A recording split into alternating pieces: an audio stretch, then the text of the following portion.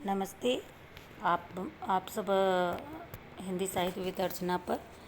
आज मैं शिवमूर्ति निबंध प्रताप नारायण मिश्र जी का है, जो यूजीसी नेट में लगा है। यूजीसी नेट का सेंटर सिटी एग्ज़ाम 29 जून को होने वाला है हिंदी साहित्य का। तो आप लोग हमारे चैनल को फॉलो करिए और इस पर शॉर्ट मतलब बिल्कुल एकदम इम्पॉर्टेंट जो नोट्स होता है वह मैं एकदम बना के आपको दे रही हूँ। बस आप 20 दिन में इसको अगर पढ़ लेंगे तो एक भी क्वेश्चन इस मेरे क्लास से बाहर नहीं जाएगा, यह मेरा वादा है। तो आप सब हमारे चैनल पर आकर यह निबंध की जो श्रृंखला चल रही है उसको पढ़ लीजिए। यह निबंध 1933 में प्रताप नारायण मिश्र जी ने लिखा था। शुरुआत की पंक्ति, हमारे ग्राम देवता भगवान भूतनाथ सब प्रकार से अकाल अकथ्य हैं। यहाँ इसमें 6 प्रकार की मूर्तियों का वर्णन हुआ है। चतुर्रास मृत्तिका गौर पारे। तो इस तरह आप हमारे इसमें 6 प्रकार की मूर्तियों की, पाषाण की मूर्ति आप देखते रहिए। मैं एकदम सॉलिड इसमें 6 प्रकार की मूर्तियों की चर्चा की गई है। देखिए, पाषाण की मूर्ति, धातु की मूर्ति, रत्नमयी मूर्ति और गोबर की मूर्ति, मृत्तिका की मूर्ति है। यहाँ गलत लिख गया है, मृत्तिका मतलब मिट्टी की, मृत्तिका यह टाइप एरर है, तो आप लोग समझ लीजिएगा। मृत्तिका की मूर्ति और गोबर की मूर्ति और पारा की मूर्ति की कौन सी मूर्ति किस जगह काम करती है और किसमें क्या भाव है। धातु की मूर्ति त्वचा स्वामी शीश अथवा दयामय होती है। धातु की मूर्ति दयामय होती है। रत्नमय मूर्ति ईश्वर से संबंध का मान्य है। और सात्विका की मातिका की इनकी सेवा हम सब ठौर करें, सेवा सब ठौर करें।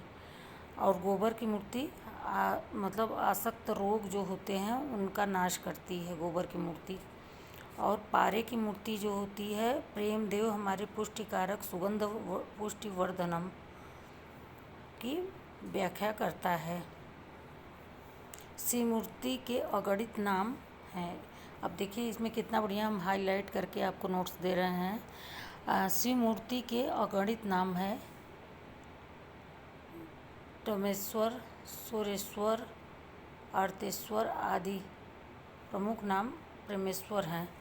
मृत्तिका का मूर्तियों के अंग हैं। श्वेत रंग की मूर्ति, लावा रंग की मूर्ति और काले रंग की मूर्ति। इसमें सफ़ेद, लाल और हरा रंग, 3 रंग की मूर्तियों की चर्चा। सफ़ेद रंग, लाल रंग और काले रंग की मूर्ति की चर्चा हुई है। यह आप लोग ध्यान रखिएगा कि मतलब सफ़ेद जो शांति का प्रतीक है, काला और लाल रंग की मूर्ति का इसमें वर्णन किया गया है।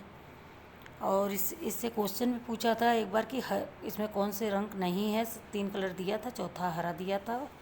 तो आप लोग इस चीज़ को ध्यान दीजिएगा। मैं एक पॉइंट दे रही हूँ जो कि ऑप्शनल क्वेश्चन में पॉइंट बन सकता है। मूर्तियों में श्वेत रंग की मूर्ति, लाल रंग की मूर्ति और काले रंग की मूर्ति।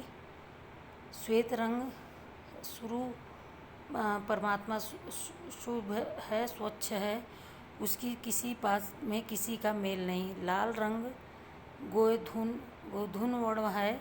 कविता के आचार्यों ने लाल रंग को अनुराग का रंग कहा है।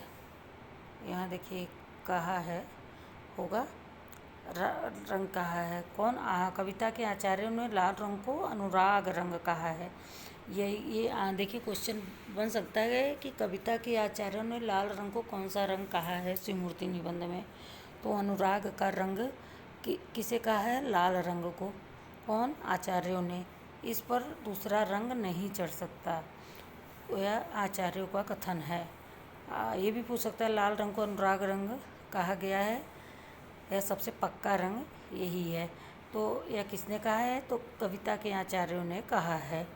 अब मैं देखिए कैसा क्वेश्चन बनेगा, इस उद्देश्य से मैं पढ़ा रही हूँ कि बच्चों को एग्ज़ाम में किसी भी प्रकार की दिक्कत न होने पाए।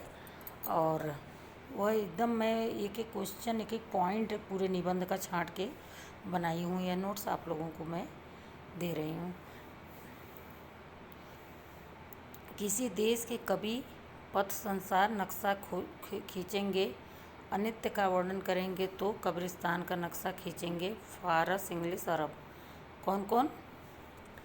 कब्रिस्तान नक्शा कौन कौन, इसमें किस किस देश का वर्णन हुआ है? फारस, इंग्लिश और अरब देश की चर्चा हुआ है। यहाँ से क्वेश्चन अभी तक नहीं बना है और बन सकता है। वह निहायत सच है कि जैसे अंशों के आगे हाथी भावे और उनका कोई उसका नाम न बतावे तो सब उसे टटोलेंगे। महात्मा कबीर का यह कथन है। यह भी अभी नहीं आया है लेकिन आएगा देर सवेर। तो अंधे का हाथी के दांत खूंटी के समान है, कान सूप के समान है और हाथी के पाँव खंभों के समान है। अच्छे को अधिकतर शिव मूर्ति लिंगाकार होती है। अधिकतर शिव मूर्ति कैसी होती है?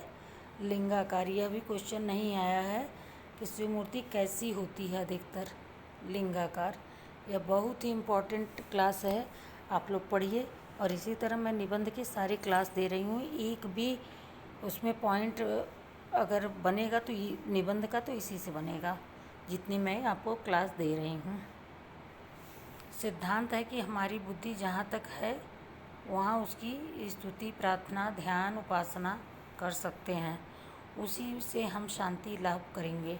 हमारा यह लेख अपनी विचार शक्ति को काम में लाते हैं और ईश्वर का साथ है। जीवित संबंध नस के अनाद प्राप्त करते हैं। इंजील और कुरान की भी कहीं कहीं कुछ चर्चा हुई है। इंजील और कुरान की इसमें चर्चा आई है। अभी पूछ सकता है कि इसमें इंजील की आई है, कुरान की आई है, कि इसमें 4 दे देगा, कोई इंजील की बस दे देगा, तो आप लोग परेशान हो जाएंगे। तो देखिए इंजील और कुरान की किस निबंध में चर्चा आई है। अगर यह क्वेश्चन, तो यह आप लोगों के लिए बहुत टफ क्वेश्चन बन जाएगा कि इंजील और कुरान की किस में चर्चा आई है। तो यह शिव मूर्ति निबंध में आई है। इंजील यह ईसाइयों का एक था, मतलब ग्रंथ था और छोटी बुक थी। जैसे अपने हिंदू धर्म में हनुमान चालीसा होती है, उसी तरह उनके में एक इंजील था, धार्मिक पुस्तक, और कुरान मुसलमानों की पुस्तक थी, की भी चर्चा कहीं कहीं खुदा का पहना हाथ, बावां हाथ वर्णित है।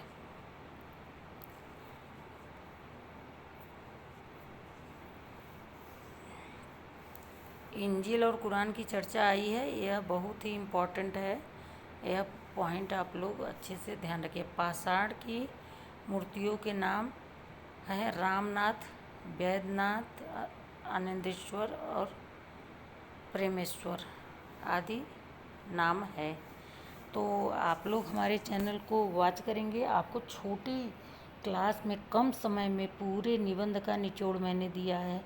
तो आप लोग चैनल को वॉच ज़रूर करिएगा, और वॉच करेंगे तो आप लोगों को खुद ही समझ में आ जाएगा कि, और एग्ज़ाम दे कर आएंगे तो आप लोग बताइएगा कि हाँ आया कि नहीं क्वेश्चन। मैं गारंटी के साथ कहती हूँ कि इससे बाहर कोई क्वेश्चन नहीं आएगा। थैंक यू, धन्यवाद।